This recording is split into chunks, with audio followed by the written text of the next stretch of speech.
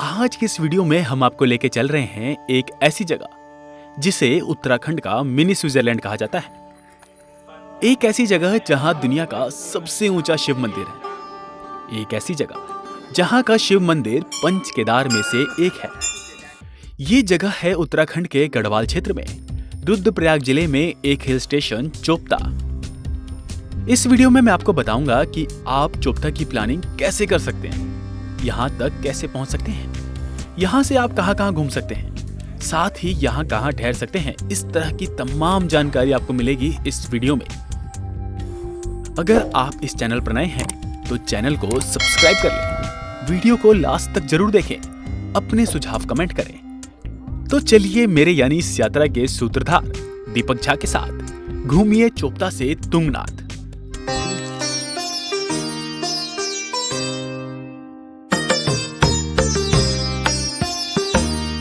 चोपता जाने के लिए आप अपने शहर से बस, ट्रेन या अपनी गाड़ी से हरिद्वार पहुंच सकते हैं। वहीं अगर आप बाय एयर प्लान कर रहे हैं तो आपको सबसे पहले देहरादून पहुंचना होगा। वहां से आप टैक्सी या बस से हरिद्वार पहुंचकर गोपेश्वर होते हुए आसानी से मिनी स्विट्जरलैंड पहुंच सकते हैं।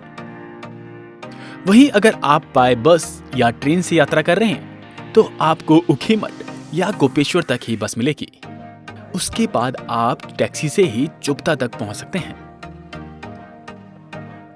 हरिद्वार से चोपता की दूरी करीबन 200 किलोमीटर की है, लेकिन यहां जाते हुए एक से बढ़कर एक नेचुरल व्यू देखने को मिलेंगे। जैसे जैसे हम पास जा रहे थे, नजारे बदलते जा रहे थे। यहां पहुंचने के बाद आप रोड साइड पर ही अपनी गाड़ी पार्क कर सकते हैं। आसपास के दुकानदारों से पूछने पर पता चला कि ये जगह बिल्कुल सेफ है। यहाँ फिलहाल हमने सारा सामान गाड़ी में ही छोड़ दिया है ताकि चलने में परेशानी ना हो। यहाँ इसी गेट से ये ट्रैक शुरू होता है और अब हम चलते हैं तुंगनाथ मंदिर की ओर।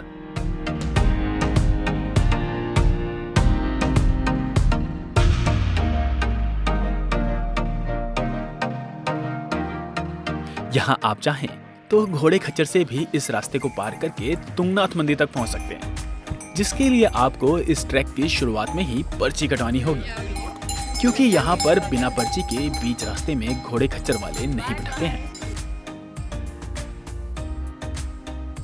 शुरुआती कुछ कदम चलने के बाद यहाँ एक से बढ़कर एक नेचुरल व्यू देखने को मिले। अभी तक मैंने करीबन आधा किलोमीटर की चढ़ाई की है। थोड़ा सा चलते ही सांस लेने में दिक्कत शुरू हो जाती है, लेकिन कुछ समय ठहरने के बाद शरीर को थोड़ा आराम मिल जाता है। शुरुआती 15-20 मिनट का ट्रैक हमने कर लिया है। सांस शुरुआत में थोड़ी थोड़ी फूलनी शुरू हुई, लेकिन ठीक ही है, मिला जुला है, अच्छा लग रहा है। नेचर की सबसे बड़ी बात कि आप नेचर के बीच में, चारों तरफ पेड़ पौधे पहाड़, शायद यही देखने के लिए लोग यहाँ पे इतनी कोशिशों के बावजूद आ जाते हैं। यहाँ से आगे चलने पर कुछ शॉर्टकट्स दिखते हैं, जिससे रास्ता थोड़ा आसान हो जाता है। हालांकि बरसात के दिनों में ये बहुत ही रिस्की होता है। इस ट्रैक पर चलते हुए एक समय ऐसा भी आया जब लग रहा था कि यहाँ क्यों ही आ गया। लेकिन इस सुनसान रास्ते पर चलना सेल्फ रियलाइजेशन कराता है। जीवन के सारे अच्छे बुरे अनुभव एक एक कर आपके जहन में उतरने लगते हैं। साथ ही आप खुद के ही मोटिवेशनल गुरु बन जाते हैं और खुद को समझाते हैं कि जल्दी से अपने मंजिल तक पहुंचो और आगे की प्लानिंग करो। यहाँ एक और चलने से परेशानी तो हो रही थी, लेकिन दूसरी तरफ जो नज़ारे देखने को मिल रहे थे उससे सारे दुख दर्द मानो खत्म होते जा रहे थे। चोपता के इन्हीं नज़ारों को देखकर ब्रिटिश कमिश्नर एटकिंसन ने कहा होगा कि जिस व्यक्ति ने अपने जीवन काल में चोपता नहीं देखा, उसका इस पृथ्वी पर जन्म लेना ही व्यर्थ है। यहाँ आने से पहले मुझे भी लग रहा था कि ये कुछ ज्यादा ही बोल गए, लेकिन जब यहाँ आकर एक्सपीरियंस किया तो समझ आया कि उन्होंने ऐसा क्यों बोला होगा। यहाँ रास्ते में कुछ दूरी पर दुकान दिख जाते हैं। यहाँ से करीबन 1.5 किलोमीटर की चढ़ाई रह गई है। रास्ते में रुकते रुकते एकदम से चलो तो थकान तो होती है, लेकिन जगह जगह पे स्टॉल्स है, वहाँ पे पानी, चाय, biscuit, cold drink, energy drink, lassi, मतलब लगभग सारी चीज़ें यहाँ पे मिल रही है। तो खाते पीते आराम से रुकते रुकते और इस वादियों का आनंद लेते हुए आप आगे तक का रास्ता आराम से तय कर सकते हैं। अगर आप स्नोफॉल के समय यहाँ आते हैं तो आप खाने पीने का कुछ सामान नीचे से ही कैरी करके लाएं। लगभग आधा रास्ता पार करने के बाद रास्ता बेहद कठिन हो जाता है। अब यहाँ चलने में काफी दिक्कत हो रही है। लेकिन यहाँ सबसे बड़ी बात यह थी कि यहाँ हर कुछ समय के बाद मौसम बदल रहा था। कभी धूप, कभी बादल, तो कभी एकदम घना कोहरा। इस तरह का एक्सपीरियंस मेरे लिए बिल्कुल नया है। 2 घंटे की इस ट्रैक के बाद वो जगह दिखी जिसे देखकर हिम्मत बढ़ गई कि चलो अब हम पहुंच ही गए। ये खच्चर स्टैंड है।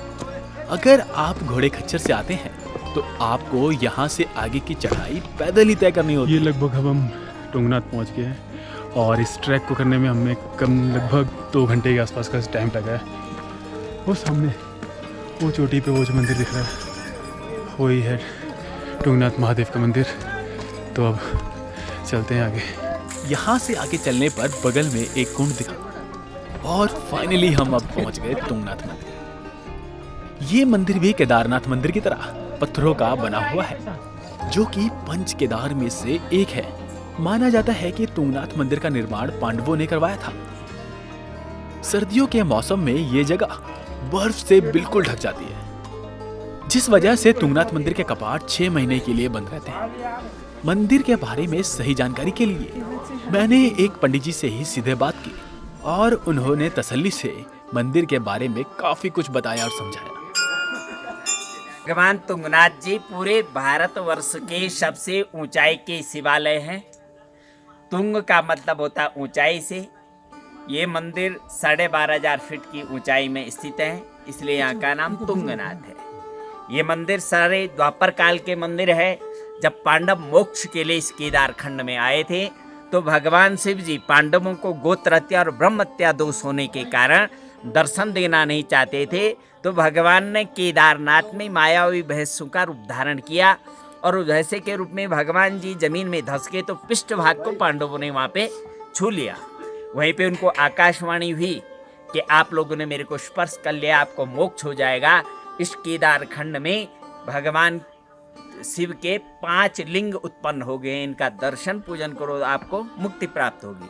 तो केदारनाथ में भगवान का पृष्ठ भाग का लिंग, दूसरी मद महेश्वर, वहाँ पे भगवान का नाभि भाग का लिंग। भगवान तुंगनाथ जी तीसरे केदारनाथ, भगवान केदारनाथ जी का हृदय और भुजा रूप का लिंग यहाँ पर है।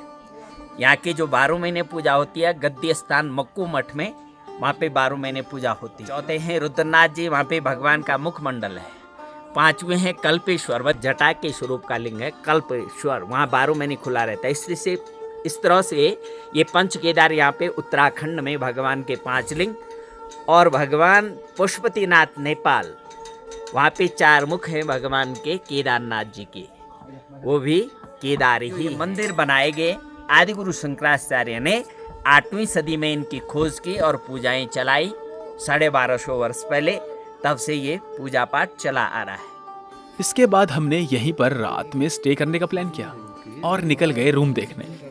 यहाँ स्टे के लिए मंदिर के आसपास कुछ कमरे मिल जाते हैं। थोड़ा खोजने पर हमें 1000 रुपए में 3 बेडरूम का सेट मिला। साथ ही रात के खाने की व्यवस्था भी यही लोग कर देते हैं। इस ट्रैक पर आपको हर छोटी बड़ी घटना आपको सही गलत का एहसास कराती रहती है। जैसे कि खाना खाने वक्त सारे दृश्य आंखों के सामने आ रहे थे। अगर घर पर इस तरह के गीले चावल मिलने होते तो मैं क्या क्या करता। लेकिन इस खाने का स्वाद काफी अच्छा था। इस ट्रैक को आप किसी भी महीने में कर सकते हैं।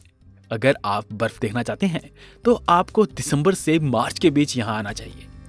लेकिन इस टाइम पर यह मंदिर और ये दुकानें बंद हो जाती हैं, क्योंकि नवंबर लास्ट तक ये लोग यहाँ से खाली करके नीचे चले जाते हैं। यहाँ जाने वक्त कुछ गर्म कपड़े अपने साथ जरूर रखें, क्योंकि यहाँ का मौसम साल भर ठंडा ही रहता है। जुलाई से अक्टूबर तक का समय यहाँ सबसे सही होता है। इसमें बर्फ तो देखने को नहीं मिलती, लेकिन जो ये साफ आसमान, पहाड़ और ये नज़ारे देखने को मिलते हैं वो किसी जन्नत से कम नहीं होते।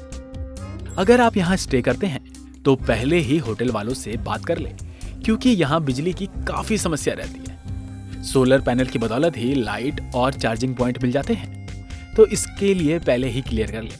यहाँ से आगे 1.5 किलोमीटर का ट्रैक करके आप चंद्रशिला पीक पर भी जा सकते हैं। साथ ही यहाँ से आप केदारनाथ, हेमकुंड साहिब और बद्रीनाथ की यात्रा भी कर सकते हैं। अगर आपको शांत वातावरण में घूमना, ट्रैक करना और नेचर को करीब से जानना पसंद है, तो आपने इस भागदौड़ भरी लाइफ से कुछ समय निकालकर इस ट्रैक पर जरूर जाना चाहिए। अगर आपको ये वीडियो पसंद आई तो प्लीज लाइक करें, अपने सुझाव कमेंट करें, दोस्तों और रिश्तेदारों को शेयर करें और चैनल मन घुमक्कड़ को सब्सक्राइब जरूर करें। जल्द ही मिलते हैं एक नई वीडियो में, तब तक